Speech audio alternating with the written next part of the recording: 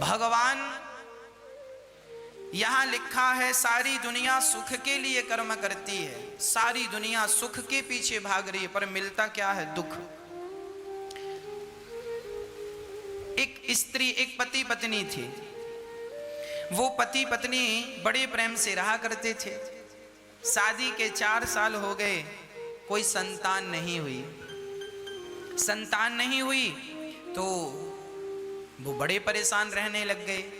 अभी देखो दोनों पति पत्नी हैं, आनंद से खा रहे हैं, बढ़िया 2 पैसे आ भी रहे हैं, कमाओ खाओ मौज करो, भगवान का चिंतन करो, पर उनका मन नहीं लग रहा है। अब उनको लगने लगा एक बेटा होता, एक बेटा होता। तो दोनों पति पत्नी ने डॉक्टर को चेकअप कराया, साहब बच्चा क्यों नहीं हो रहा है? डॉक्टर ने कहा थोड़ी सी कमी है, जरा सी दवाई खा लेना, ठीक हो जाएगा। डॉक्टर ने दवाई दी, कुछ समय बाद वो स्त्री गर्भवती हुई और समय आया तो सुंदर सा एक बच्चा हुआ, बेटा हुआ। आहा हा, अब तो घर में खूब खुशियां मनाई गई, लड्डू बांटे गए, वो नाच गाना चल रहा, बधाई हो बेटा हुआ, बेटा हुआ, खूब मौज से मजा आ रहा, बेटा हुआ बेटा। अच्छा, अब बच्चा हो गया ना, अभी ये लोग बहुत सुखी थे कि कोई टेंशन नहीं। अब इन्होंने बच्चा क्यों किया है? बच्चा इसलिए किया ताकि इन्हें सुख मिले। चलो देखते हैं।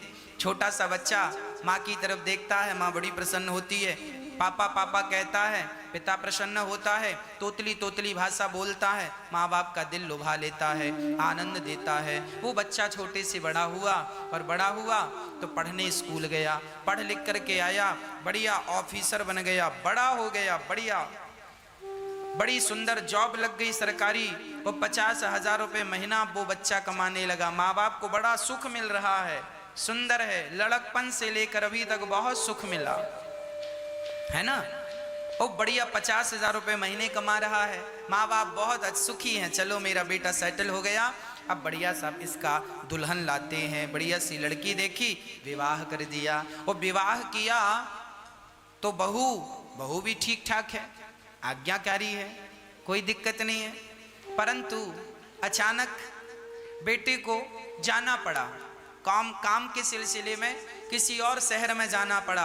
अब माता पिता इस शहर में हैं और बहू बेटा दूसरे शहर चले गए। दोनों अच्छे थे, बेटा भी अच्छा था, बहू भी अच्छी थी, सब बढ़िया था।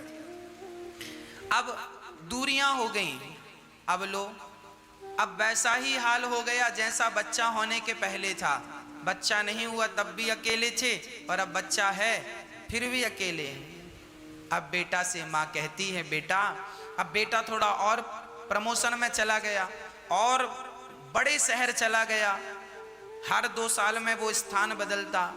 वो कहता, माँ तुम मेरे पास आ जाओ, पिताजी मेरे पास आओ, यहीं रहो। पर माता पिता कहते हैं, बेटा तुम हर 2 साल में बदल जाते हो अपना शहर, हम कहाँ कहाँ तुम्हारे पीछे भागेंगे। एक काम करो, तुम अभी प्रमोशन मत लो, जितनी सैलरी थी उतनी लेके इसी शहर में पहले की तरह आ जाओ, प्रमोशन का लोभ मत करो। जब हम दोनों मर जाएंगे तब फिर आप खूब प्रमोशन लेके जहाँ मन करे चले जाना। बेटे को समझाया कि प्रमोशन मत लो, यहीं रहो हमारे पास आंखों के सामने। बेटा बोला, ना माँ, मेरे कैरियर का सवाल है, प्रमोशन लेना पड़ेगा।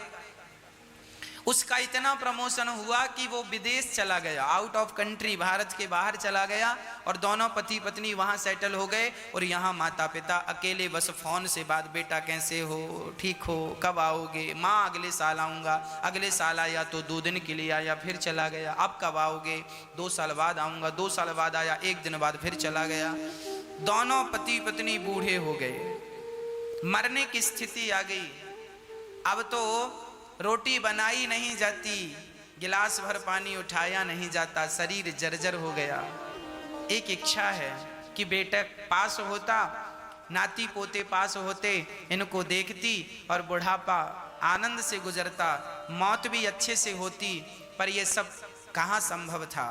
अब तो बच्चे पराये से लगने लगे, बच्चे परदेसी हो गए हैं, कमाने के लिए गए हैं, माँ बाप को भूल चुके हैं, उनके पास माँ बाप के लिए कोई समय नहीं है। माँ बाप ने जो जो उनके लिए किया लगभग सब भूल गए हैं, कोई उपकार नहीं मानने को तैयार है। माँ बाप की इच्छा है कि मैं बच्चों के साथ रहूं, बच्चे मेरे साथ रहें, पर बच्चे तो केवल पैसे के लिए भाग रहे हैं। और अंत में वो दोनों पति पत्नी, उनमें से पत्नी चल बसी, उस पुरुष की, उसकी माँ जो विदेश चला, उसकी माँ चल बसी, माँ चली गई, बूढ़ा बाप फिर एक घर में अकेला।